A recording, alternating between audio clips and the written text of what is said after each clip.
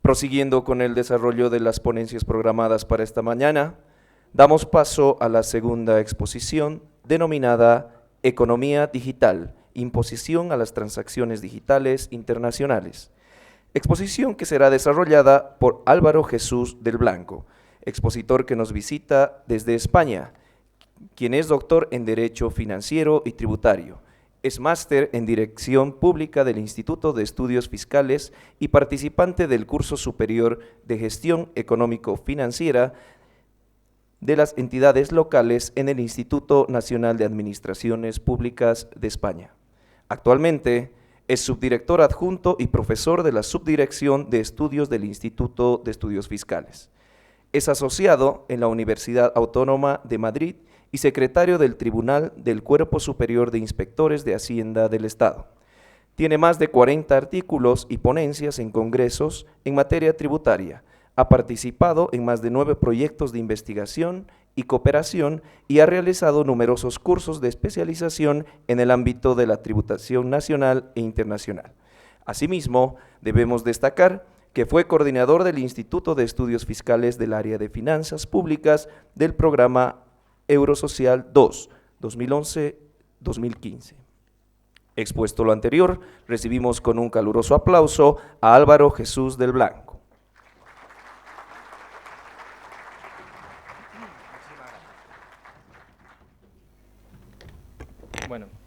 Bueno, muchísimas gracias. Antes de comenzar, creo que es obligado agradecer en primer lugar a la Autoridad de Impugnación Tributaria haberme invitado a participar en estas 12ª jornadas de Derecho Tributario, que lo quiero personalizar en su director general. También quería felicitar por la organización del evento a todas las personas, ¿no?, que han estado involucradas en dicha organización. El trabajo que hay detrás de todo esto, yo lo sé bien porque donde trabajo, en el Instituto de Estudios Fiscales, que es un organismo del Ministerio de Hacienda, estamos acostumbrados a realizar un buen número de este tipo de eventos y el trabajo que hay detrás es inmenso, con lo cual felicitarles. Y además por la convocatoria de este tipo de más de 500 personas, es increíble, ¿no? En España es difícil conseguir en este tipo de congresos organizar a un número tan amplio de personas con independencia del interés o desinterés que tenga la jornada de los seminarios, con lo cual, bueno, enhorabuena.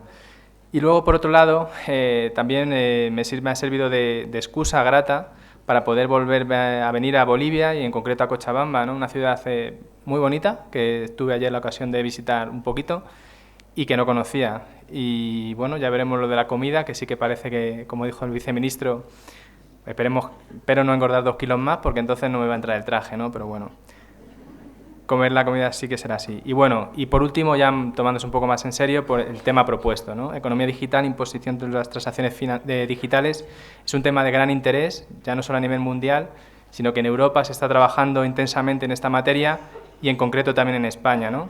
En España, a través de los working groups que forman parte de la OCDE, también en el seno de la Unión Europea y en concreto con medidas unilaterales, como veremos, en el plano interno. Y el índice de mi exposición, como veis ahí a continuación, voy a comenzar con una breve introducción para enmarcar y contextualizar qué es esto de la economía digital, las implicaciones que está teniendo, la importancia que tiene actualmente en la economía, así como también las características principales que lo permiten diferenciar de los modelos tradicionales de negocio. Posteriormente, ya entrando en materia, lo que sí quería comentar son las medidas que se están tomando en esta materia en el plano internacional por los organismos multilaterales y en concreto la OCDE y la Unión Europea, y luego haré referencia a algunas medidas de carácter unilateral que determinados países están tomando frente a las demoras y consensos en establecer propuestas firmes de cómo abordar esta materia. Y terminaré mi presentación con unas breves conclusiones. Bien, a efectos introductorios, está claro que la economía digital ha venido a cambiar los tradicionales modelos de negocio de las grandes empresas multinacionales, ¿no? Los modelos de las empresas multinacionales dedicadas al sector tecnológico son muy diferentes y uno de los principales criterios es la ausencia y la necesidad para desarrollo de esos modelos de negocio, la ausencia de presencia física. Si esto lo conectamos con las normas tradicionales que rigen la fiscalidad internacional, que se basan fundamentalmente en presencia física, es decir, en la necesidad de una instalación fija y estable para el desarrollo de la actividad económica, lo que ha venido a suponer la economía digital en relación con la fiscalidad internacional es una crisis de los conceptos tradicionales que rigen las normas de fiscalidad internacional, con lo cual es un tema complejo desde el punto de vista técnico y desde el punto de vista de política fiscal, como veremos a continuación. Y antes de meternos en ese tema, lo primero que cabe plantearse, un poquito filosófico, es decir, ¿la economía digital actualmente es un sector determinado de la economía o ya parece que la economía cada vez se está digitalizando en su conjunto? Claro, este tema es importante, porque quizás sí que en sus orígenes se podía perfectamente delimitar qué empresas eran sector tecnológico, que estaban altamente digitalizadas, del resto de sectores en los que regían un modelo tradicional de negocio basado en los aspectos tradicionales. ¿Vale? Pero esta línea cada vez está siendo más difusa debido fundamentalmente a esta mayor digitalización profunda que se está produciendo cada vez más en todos los sectores de la economía. Y esto es así, y así lo considera la OCDE, ¿no? Como veis ahí en su concepto de economía digital, viene a señalar la economía digital como aquel resultado de la transformación del uso de las tecnologías y de la comunicación, en la que, y esta cuestión es importante, se produce un abaratamiento importante de los costes, se alcanza a un ámbito más global y, por tanto, hay una mayor eficiencia en los procesos comerciales. Y, como señala la OCDE, está suponiendo un impulso e innovación en todos los sectores de la economía, ¿vale? Con lo cual, esta es una primera cuestión a tener en cuenta. En segundo lugar, este proceso de transformación en el que nos encontramos, yo creo que ya queda claro, ¿no?, que estamos en una cuarta revolución industrial y que esta cuarta revolución industrial viene motivada fundamentalmente por la digitalización de la economía, la digitalización de las cosas.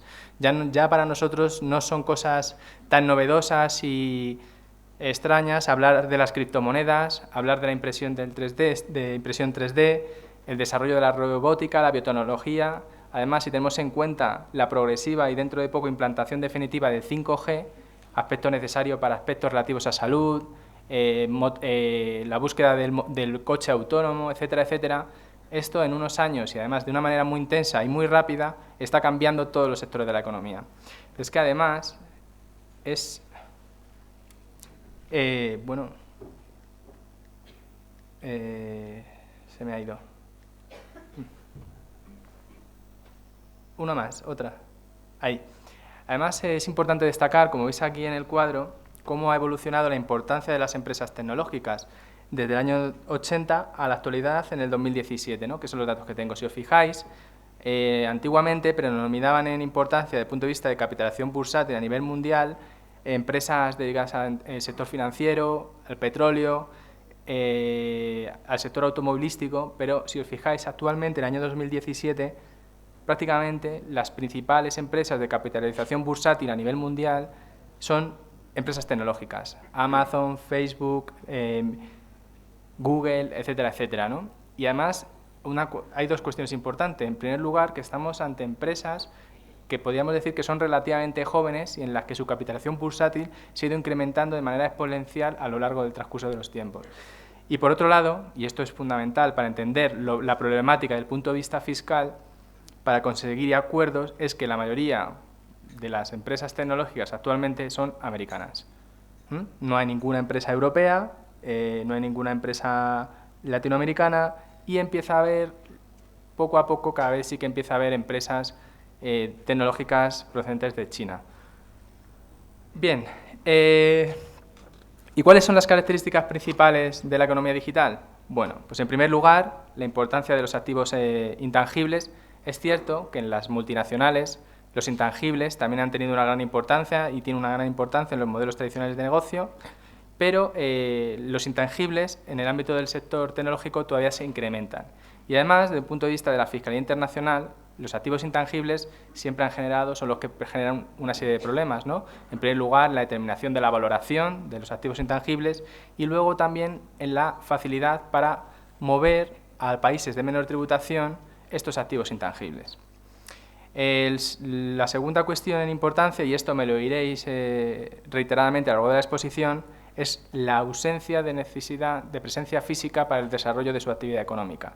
Y esto es una cuestión vital, porque quiebra las normas tradicionales, como os he comentado anteriormente, de fiscalía internacional, basadas en instalaciones fijas y estables, en el concepto tradicional de establecimiento permanente. Con lo cual, con estos nuevos modelos de negocio derivados de los sectores tecnológicos, se produce una quiebra de los conceptos tradicionales de la fiscalía internacional. Y luego, en tercer lugar, la importancia de los datos y de los usuarios. ¿Vale? Con este tipo de nuevos modelos de negocio hay una especial importancia de los datos de los usuarios, ¿vale? Hay una íntima relación, mayor que en otros sectores, entre el empresario y los usuarios. Y esto es lo que ha venido ahora a introducir en el debate la importancia y la necesidad de que los datos en sí mismos considerados tengan un valor económico y produzcan y generen valor en el lugar de donde se radican los usuarios facilitadores de esos datos. Y esto es lo que abre un debate.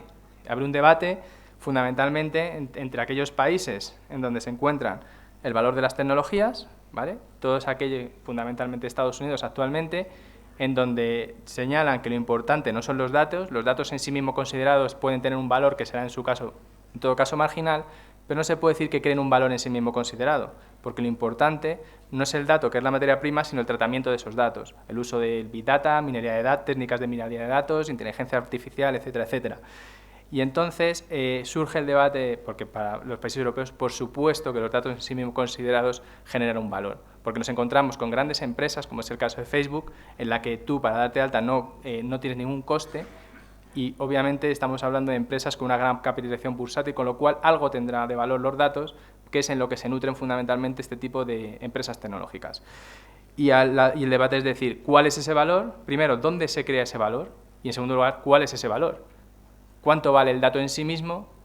¿Cuánto vale el algoritmo, el tratamiento de los datos? Bueno, y ese es el debate en el que está en el fondo de todas las cuestiones y todas las medidas que se están estableciendo. Bien, entramos ahora a hablar de las medidas que se han adoptado en primer lugar por la OCDE. Y eso se implica fundamentalmente hablar del proyecto BEPS o del plan BEPS, que tiene sus orígenes en el año 2013. Todo surge fundamentalmente una presión social de la ciudadanía hacia las multinacionales. La crisis económica a nivel mundial produce una importante pérdida de recaudación en los estados, que en el caso, por ejemplo, de la Unión Europea, todos conocéis que tenemos un cierto y adecuado estado de bienestar, que se vio relativamente resentido por esa pérdida de recaudación y que fue como consecuencia de sucesivos recortes en materia de gasto público, y aunque obviamente el estado de bienestar permanece, sí que es cierto que en esa época la calidad de vida de los ciudadanos europeos, en ese caso en concreto, pues se vio reducida. Entonces ahí empieza a surgir la idea de que las multinacionales, en primer lugar con carácter general, no tributan por lo que deberían efectivamente tributar, ¿no? Tienen bastante facilidad para reducir su carga fiscal mediante la utilización de las excepciones al concepto de establecimiento permanente, la utilización fraudulenta de los convenios de doble imposición que al final generan una doble no imposición, el uso, la utilización de lagunas y falta de coordinación entre los sistemas tributarios de los distintos países, aprovechándose también de la competencia, vamos a decir, insana, la competencia entre los Estados miembros que establecen regímenes preferenciales para atraer la inversión y perjudican al final reduciendo de manera significativa la factura fiscal si la tenemos en cuenta con respecto a los beneficios que obtienen las empresas multinacionales. Bien, esto aunque inicialmente se estableció con carácter general, empieza a considerarse que esto es más dañino, incluso se produce de una mayor manera en las empresas tecnológicas. Obviamente, como Google, Amazon, etcétera, etcétera. Obviamente, las administraciones tributarias de los distintos países no se quedan quietas, ¿no? Administraciones tributarias potentes, como es el caso de España, el caso de Francia, estoy hablando fundamentalmente de países europeos, y el caso de Italia, abren procedimientos de inspección contra Google en donde bueno, pues consideran que está habiendo una planificación fiscal agresiva al trasladar las bases imponibles hacia países de menor tributación donde no están desarrollando efectivamente la actividad económica. Sin embargo, los tribunales de justicia tumban esas actas de inspección de las administraciones tributarias, con lo cual se empieza a observar que los instrumentos de los que disponen las administraciones tributarias no son los adecuados y suficientes para poder controlar y actuar frente a esta nueva realidad de la economía digital y en concreto estos nuevos modelos de negocio. Por lo que os he comentado un poco de las dificultades de la ausencia de presencia física y la facilidad que tienen este tipo de multinacionales de mover las bases imponibles por su ausencia de presencia física. Bien, esto es un poco el itinerario que ha llevado a cabo el ITER, las medidas que ha ido adoptando la OCDE. El plan BEPS consta de 15 acciones y la acción 1 es la acción dedicada a la economía digital, que comenzó en el año 2013. En el año 2015 hay un primer informe de la acción 1, que es de economía digital. En el año 2018 hay un informe intermedio. En febrero del año 2019 tenemos una policy note de consulta pública en la que ofrece una serie de recomendaciones a consulta pública para las instituciones públicas, sociedad civil, etcétera, etcétera. Ya se han recogido todas esas consultas y con todo eso ha señalado la OCDE, como veremos, que se va a poner a trabajar para buscar una propuesta consensuada y se dan de fecha finales del año 2020. Ya veremos. Bien, en el informe del año 2015, de la acción 1 del proyecto BEPS, básicamente lo que señala es que se detectan en el ámbito de la economía digital dos tipos de problemas, ¿no? Por un lado, los problemas comunes a todos los sectores de la economía, a los modelos de negocio tradicionales de las multinacionales, que no se diferencian de los sectores tecnológicos, ¿vale? Y es un poquito lo que os he comentado, ¿no? La búsqueda de las excepciones para movilizar el concepto de establecimiento permanente hacia países de menor tributación, la utilización fraudulenta del convenio de imposición, etcétera, etcétera, ¿vale? Respecto a esos problemas comunes, lo que se señala es que serán tratados en las acciones concretas del resto del proyecto BEPS, ¿vale? EP, convenio de doble imposición, precio de transferencia, etcétera, etcétera. Pero lo que sí que se señala es que hay una serie de problemas específicos exclusivos de este tipo de sectores tecnológicos. Y fundamentalmente señala tres. El primero y principal, el nexo, el criterio de sujeción. Estamos hablando de unos modelos de negocio que no necesitan presencia física para el desarrollo de su actividad económica y hay un problema de determinar el nexo. El concepto tradicional de establecimiento permanente no sirve, por lo que os he comentado anteriormente, y se plantea una serie de alternativas que ahora comentaré. En segundo lugar, hay problemas, se tratan los problemas relativos a la importancia y el valor de los datos y en tercer lugar, como problemas específicos, se tratan los aspectos relativos a la caracterización de rentas. Entre los problemas que para solucionar los problemas específicos propone la OCDE en el informe de 2015, de manera general, es importante, no entra a detalle ni cómo solucionarlos. Es en primer lugar superar el concepto tradicional de establecimiento permanente, yendo hacia un concepto de establecimiento permanente de carácter virtual, ya veremos qué es eso, y luego la posibilidad de establecer retenciones de salida sobre las transacciones digitales, bien diseñándolo como un tributo autónomo o bien como un pago a cuenta en el impuesto sobre sociedades, y en tercer lugar, que es el aspecto específico de la ponencia, como un impuesto sobre transacciones digitales, ¿vale? Impuesto indirecto sobre ventas de determinados servicios digitales, impuesto sobre transacciones digitales o como lo queráis llamar. Bien, ¿cuál es la conclusión de este informe? Bien, que estamos ante un problema complejo. Estamos ante un problema complejo desde un punto de vista técnico, aunque eso, obviamente, los problemas técnicos siempre con mejor o peor solución se pueden llevar a cabo y se pueden solucionar. Y luego un problema también importante y fundamental que no se entendería cómo están las situaciones si no se tiene en cuenta que estamos ante un problema de política fiscal.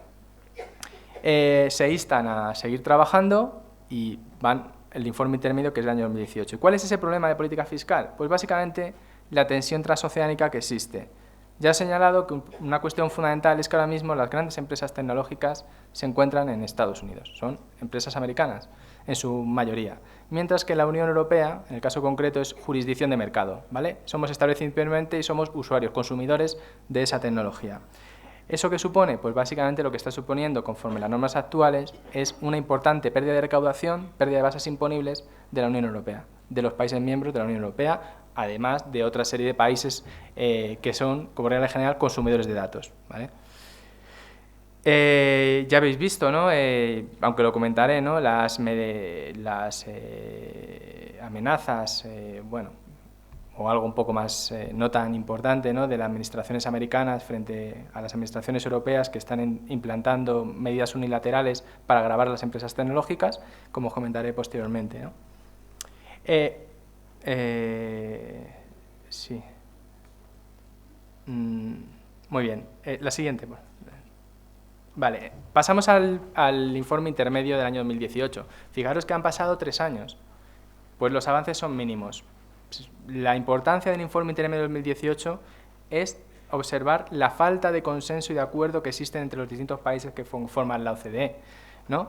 Nos encontramos con algunos países en los que consideran que hay que tomar medidas a corto plazo para solucionar el problema de la economía digital, y entre los que nos encuentran fundamentalmente los países que están empezando a tomar medidas de carácter unilateral, como es el caso de España, Francia, Alemania, la India, varios países de América Latina, bueno, Colombia, etcétera, etcétera.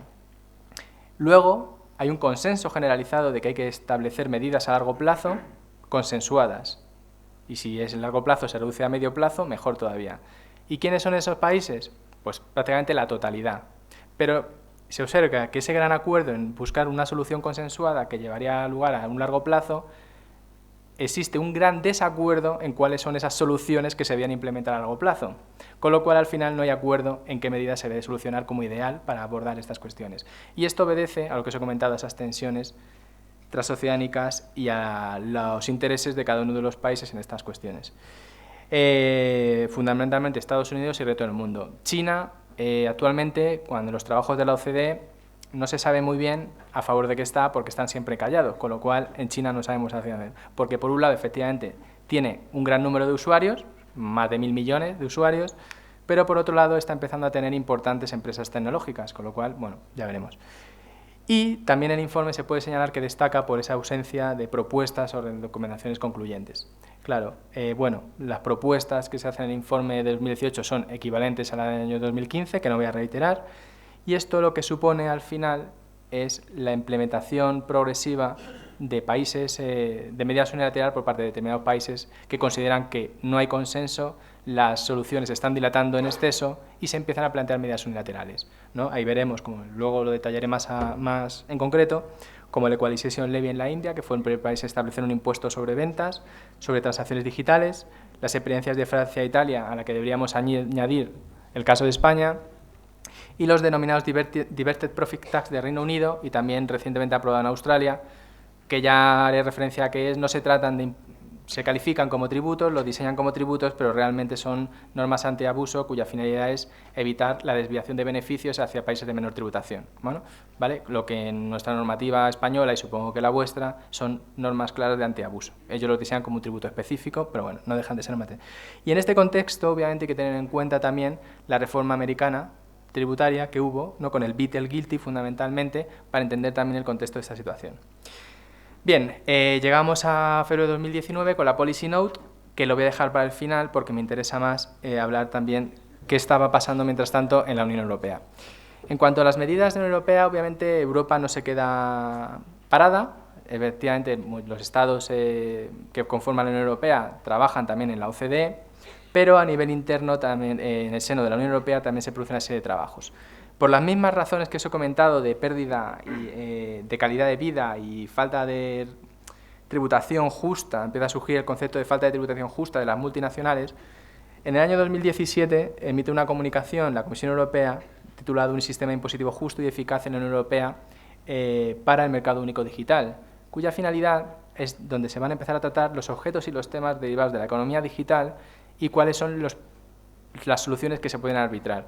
Entre los problemas detectados, fundamentalmente la falta de adecuación de los tradicionales conceptos de fiscalía internacional para adaptarse a la nueva situación derivada de la economía digital. Y cuestión fundamental, ahí tenéis, las empresas deben tributar allá donde se genera valor.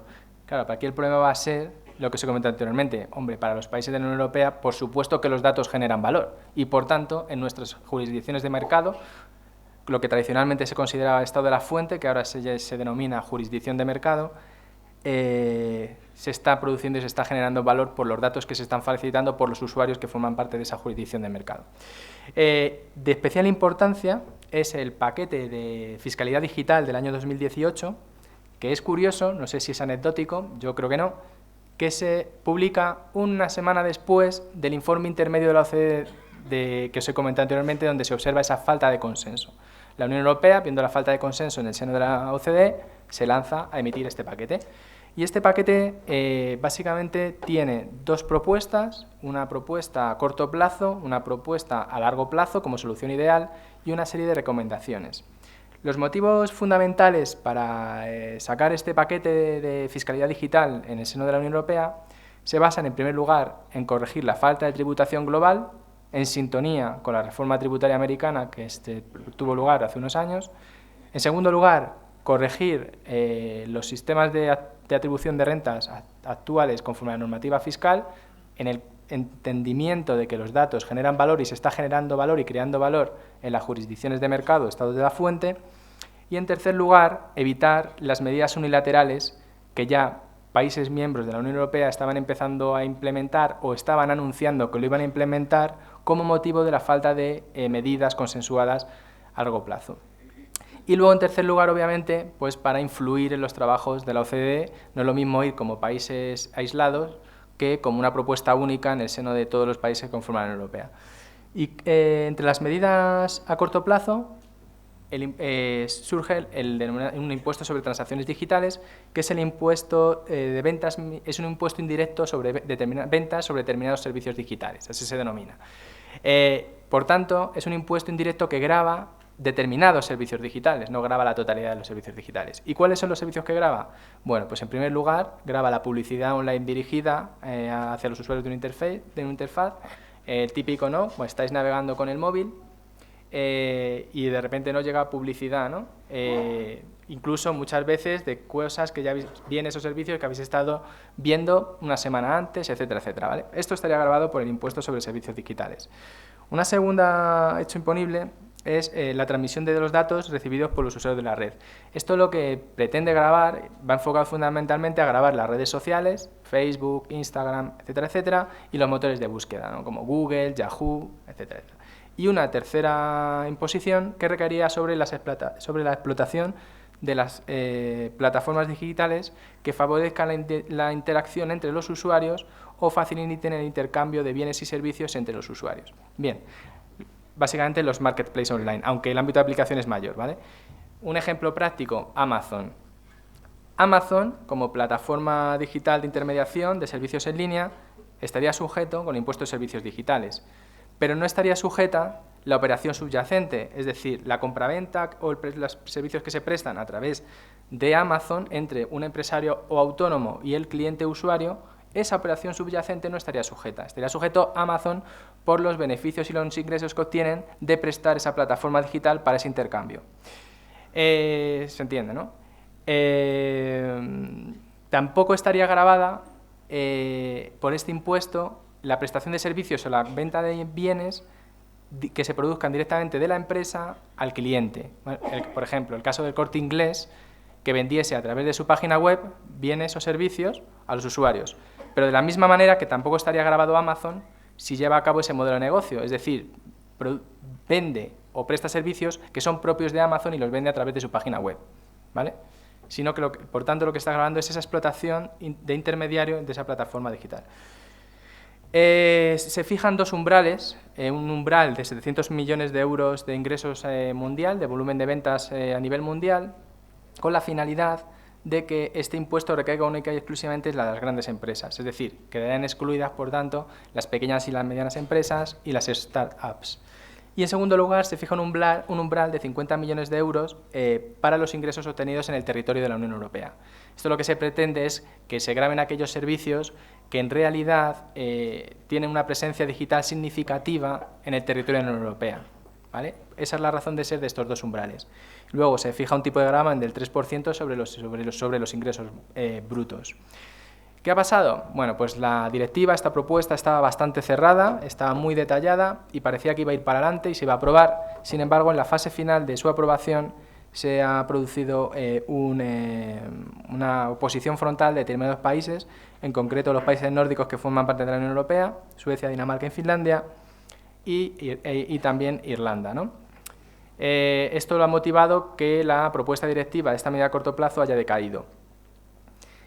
Como sabéis, bueno, no sé si lo sabéis, en la Unión Europea, para aprobar directivas en materia de fiscalidad, se necesita unanimidad por parte de todos los Estados miembros, aunque para esto obviamente ha ido provocando importantes retrasos. No es novedoso que yo diga que hay países dentro de la Unión Europea que tienen sus regímenes preferenciales y intereses propios, como puede ser el caso de Luxemburgo u Holanda, que siempre, bueno, no suelen dar su apoyo a determinados avances en determinadas directivas, con lo cual se sustituyó para determinadas cuestiones el requisito de la unanimidad por el de cooperación reforzada, que suponía que cuando un número importante de países consideraban necesaria esta medida, se pudiese aprobar sin la necesidad de la unanimidad, y solo sería de aplicación a esos países de la Unión Europea que apoyaban la medida.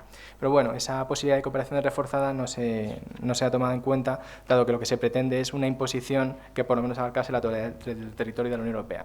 Con lo cual, mala suerte desde el punto de vista de la Unión Europea para el establecimiento del impuesto sobre servicios digitales. Se ha pasado, ¿no? Vale, luego la medida que se establece en el paquete de la Unión Europea a largo plazo va en relación con la modificación del nexo del criterio de sujeción, sustituyendo y superando el tradicional concepto de establecimiento permanente por el denominado establecimiento permanente virtual, dando lugar a la necesidad de una presencia digital significativa. ¿Y cómo funciona esto? Pues básicamente, ¿qué se entiende por presencia digital significativa?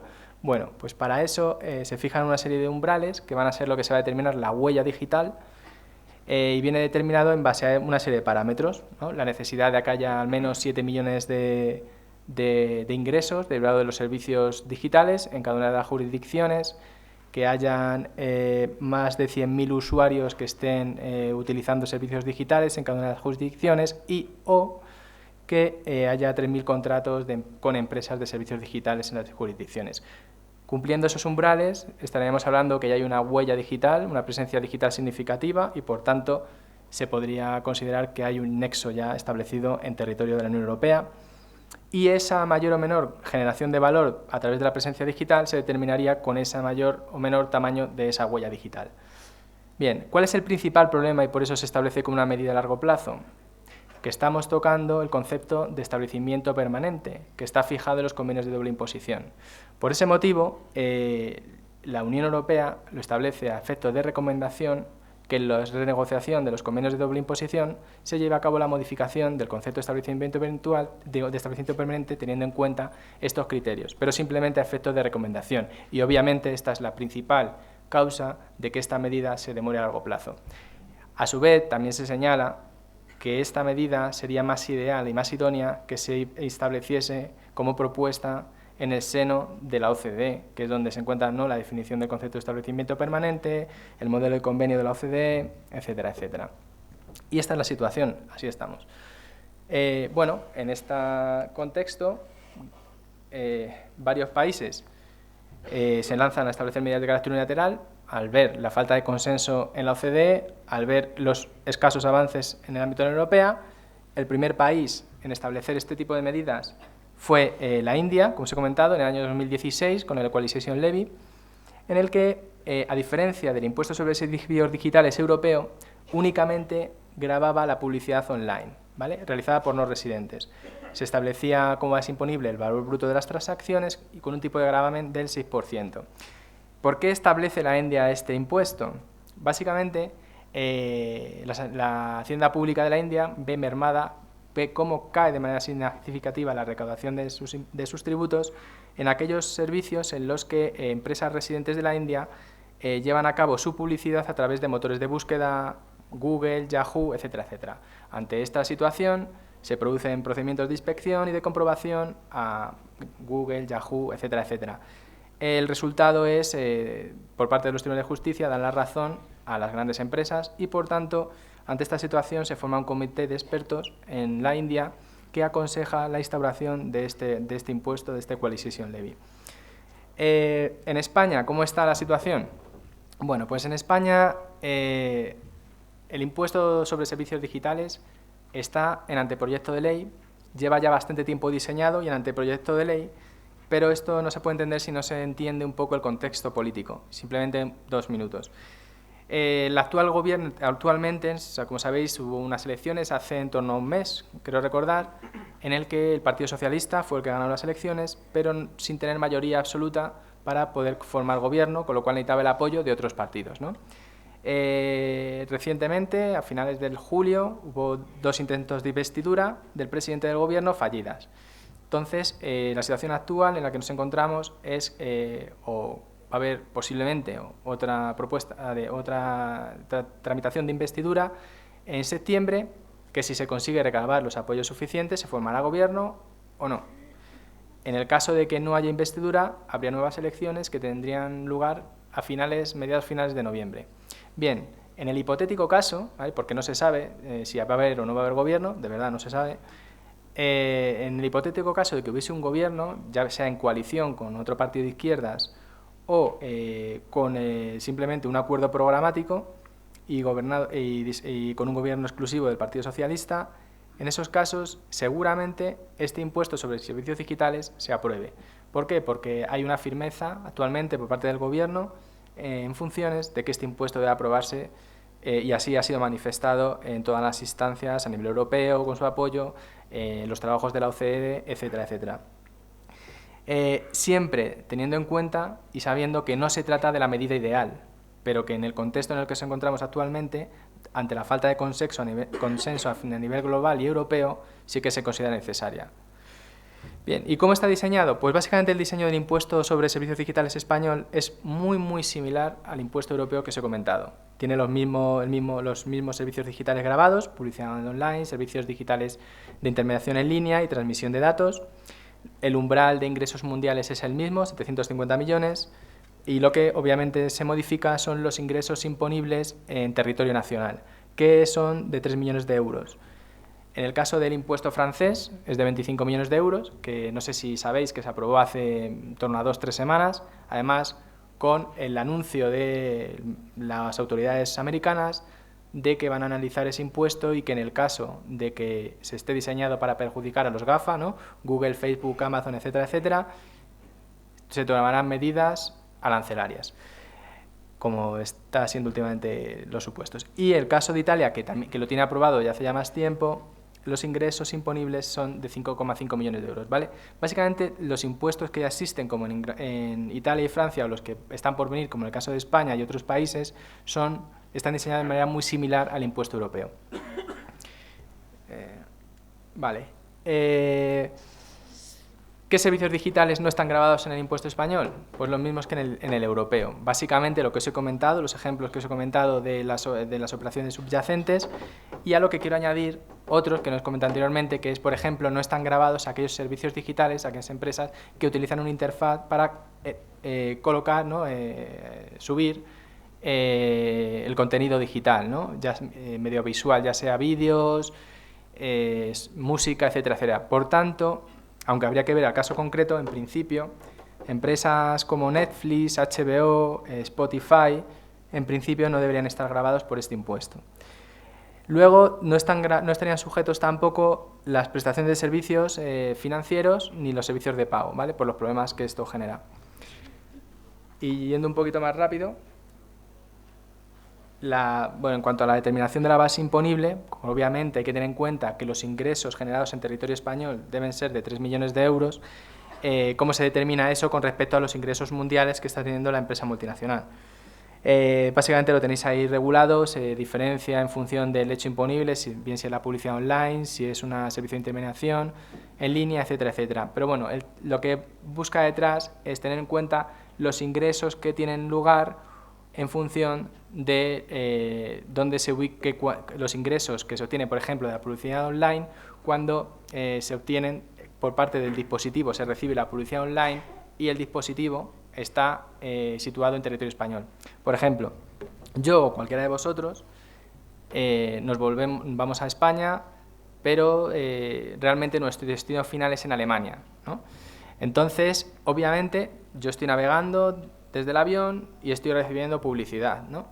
Los ingresos que procedan de esa publicidad cuando el avión entra en territorio español serían ingresos considerados en territorio español. cuando pase de la frontera española a la frontera francesa, se considerarán ingresos obtenidos en territorio francés y así sucesivamente. Por tanto, sería la diferencia entre los ingresos obtenidos en España con respecto a los ingresos mundiales obtenidos por esa publicidad. Como veis, algo que es relativamente complejo. Y eso también para el resto de servicios. ¿Me pasas, por favor? Es que no... Vale, las reglas de sujeción son un poco similares a los que he dicho. No se basan en la residencia, sino en dónde se ubique el dispositivo cuando tiene lugar la realización del hecho imponible. Sí. Vale. Obviamente se establece una serie de infracciones y sanciones, como por ejemplo la modificación del IP, ¿no? Los índices, aquellos mecanismos o datos para la búsqueda de georreferenciación, geolocalización, se pueden alterar y entonces eso también está sujeto a infracciones que se establecen con un mínimo de 15.000 euros y un máximo de 400.000 euros y se basan en una multa del 0,5% del importe neto de la cifra de negocio, ¿vale? de la facturación. Francia e Italia ya lo he comentado. Reino Unido tiene una propuesta que dice que va a aprobar un ISDI, un impuesto sobre servicios digitales, en abril del año 2020. Bueno, aunque ya veremos, sabéis el problema que hay actualmente en Europa con respecto al Brexit y Reino Unido y el resto de Europa, aunque aquí el tributo lo tienen un poco más diferente, ¿no? En vez de establecer un tipo del 3%, fijan un tipo del 2% y los umbrales varían. En vez de ser de 750 millones de ingresos mundiales, lo fijan en 500 millones de libras y 25 millones para los ingresos obtenidos en territorio de Reino Unido. Bueno, Hungría me lo voy a pasar por razones de tiempo, ¿vale? Graba la publicidad, pero no solamente online, sino también todo tipo de publicidad, incluida la publicidad online.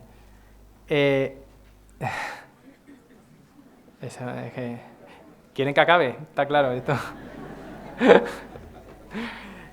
Bueno, simplemente para ir acabando, quería simplemente comentaros muy brevemente y muy rápido, una más atrás.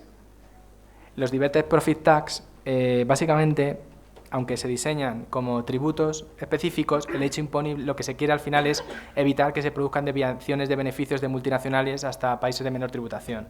Entonces, ¿qué pasa? Que el hecho imponible se diseña como esas estructuras que dan lugar, esa planificación fiscal agresiva que da lugar a esas actuaciones. Por tanto, es una norma antiabuso como tal, y así ha sido fijado por la doctrina.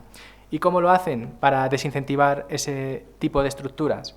Pues básicamente fijan en estos tipos de tributos, los Diverted Profit Tax, un tipo que por regla general es un tipo de gravamen superior al tipo del impuesto sobre sociedades. En concreto, en Reino Unido, el tipo del Diverted es del 25%, mientras que en el impuesto sobre sociedades es del 19%, lo que es todo lugar, obviamente, a que la empresa tiene un desincentivo enorme a utilizar este tipo de estructuras, de acuerdo que se le gravará en mayor medida esos beneficios.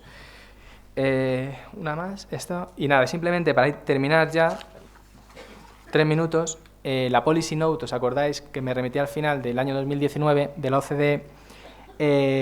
Ha venido a cambiar un poco las cosas en cómo estaban hasta la situación actual. La Policy Note tiene 2 pilares, un pilar que se basa específicamente en economía digital y en la que básicamente las propuestas que plantean se refieren al nexo y atribución de rentas. En primer lugar, la propuesta del usuario, de la participación del usuario, ¿vale? Como nexo, es una propuesta de Reino Unido y sí que tiene una cierta parecido con lo que hemos estado comentando anteriormente de la fijación de un establecimiento permanente virtual y la importancia de los datos como generación de valor. El problema que tiene es su ámbito de aplicación es más reducido. Una propuesta novedosa que la primera vez que se ha escuchado y ha salido ha sido en esta Policy Note, que es la propuesta de marketing de intangible de marketing. El trasfondo que tiene esta propuesta proviene de Estados Unidos y lo que señala es que obviamente la marca tiene que también tenerse en cuenta la jurisdicción de mercado en el estado de la fuente. ¿Por qué? Porque si no, no se entiende que algunas marcas, Coca-Cola o tecnológicas también, tengan mayores beneficios y mayores clientes en unos países que en otros. Bueno, ese es el trasfondo que tiene fundamentalmente esa medida. Y luego se trae otra vez, se recupera el concepto de presencia económica significativa, presencia digital significativa. Y luego el pilar segundo, que ya no tiene nada que ver con economía digital, porque se aplicaría a la totalidad de la economía, es una propuesta de Alemania y a la que se ha adherido también Francia, y es simplemente una propuesta muy semejante a la reforma americana de Trump y concreto al GILTI y al BIT. En primer lugar, se basa en que debe haber una tributación mínima por parte de las multinacionales y, por tanto, significa la necesidad de modificar las normas básicas de transparencia fiscal internacional. Es decir, si, por ejemplo, se considera una tributación mínima a nivel global, ya veis que esto ya es complejo, ¿no? En el caso de que en el estado de la fuente los ingresos procedentes del estado de la fuente no tributen a esa tributación mínima, el estado de residencia podrá gravar esos ingresos derivados del estado de la fuente. Y luego también, para evitar la erosión de las bases imponibles, se establece, en sintonía con el BIT de la reforma americana, a ver, esta, ¿me das una menos? Vale. Básicamente el BIT, que es que no se permita la deducibilidad de aquellos gastos ni la aplicación de beneficios en los convenios de doble imposición en relación con aquellos pagos cuando los ingresos no tributen a un tipo mínimo en sede del perceptor. Bueno, y esta es la situación en el ámbito de la economía digital y todas las propuestas que hay por parte de los multilaterales y las principales medidas unilaterales que existen actualmente hasta la fecha. ¿Cuál es la conclusión? Bueno, la digo. Tres ideas básicas. La primera de ellas, por los intereses que han tenido de los países, se observa que hay una gran complejidad de llegar a acuerdos a nivel multilateral. Se ha visto en los trabajos de la OCDE y se ha visto también en los trabajos de la Unión Europea.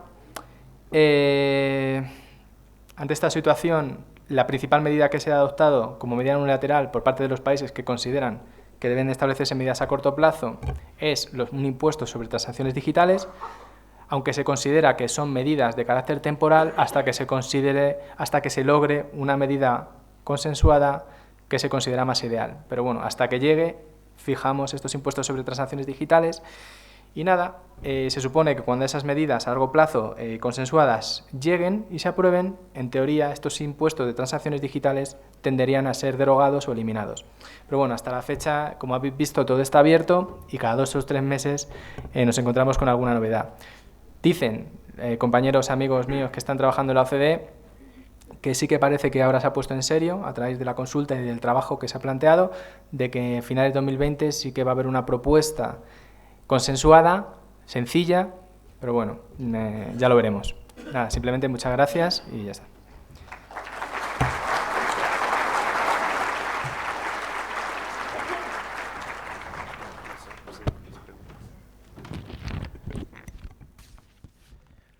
Bueno, conocida la metodología de las preguntas, vamos a dar lugar ahora a que la concurrencia pueda plantear sus cuestionamientos. Para el efecto, vamos a solicitar que levanten la mano y el personal de apoyo se aproximará con el micrófono.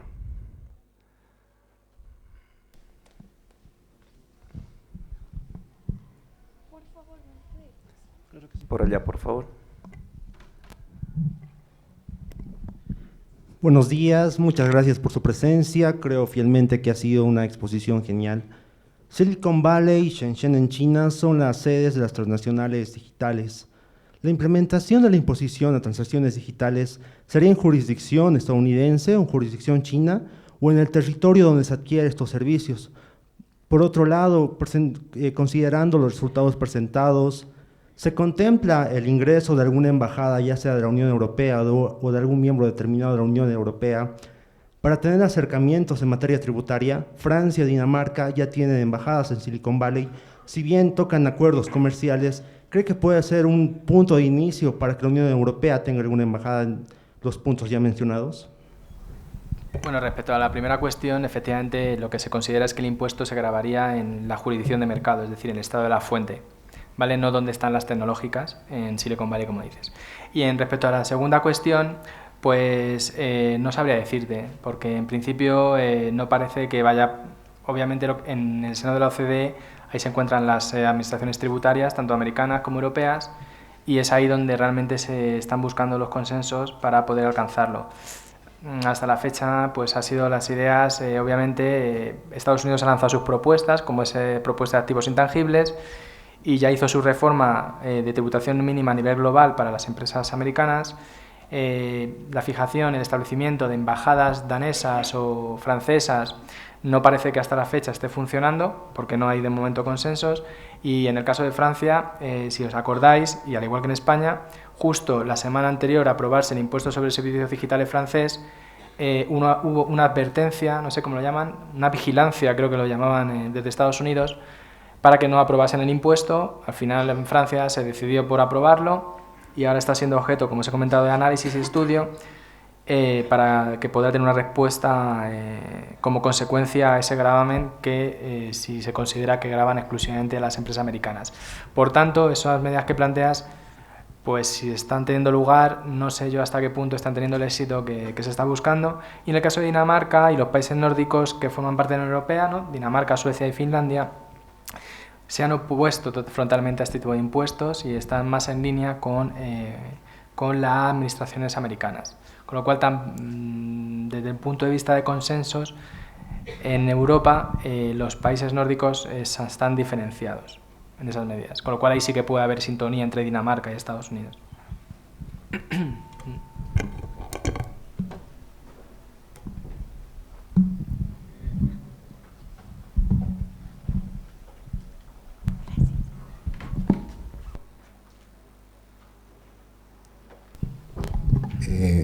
Dos preguntas.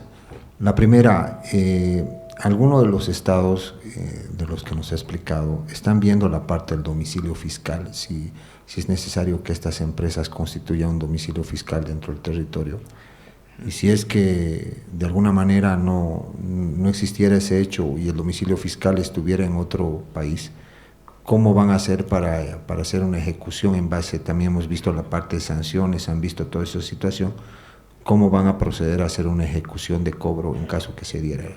Sí, bueno, claro, justo ese es el problema, que no es necesario para el desarrollo de la actividad económica de estas grandes empresas fijar ningún tipo de residencia, ningún EP, por esa ausencia de presencia física.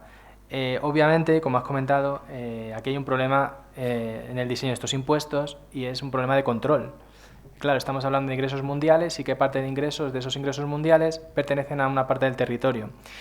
¿Cómo se ha diseñado? Pues normalmente esto básicamente es en régimen de autoliquidación por parte de la multinacional y en principio no hay experiencia de las administraciones tributarias en el control y comprobación de este tipo de negocios y de operaciones, con lo cual efectivamente un punto débil de este tipo de impuestos es el control. Al principio te vas a tener que creer la autoliquidación que te realiza la multinacional. Obviamente, pero esto es como todo, imagino que al principio habrá dificultades y luego se especializarán los equipos en búsqueda de control mediante la utilización, de obligaciones de documentación y cruces de información, pero efectivamente este tipo de impuestos tienen un problema importante de control. Era esto, ¿no?, lo que querías que te comentase, ¿no?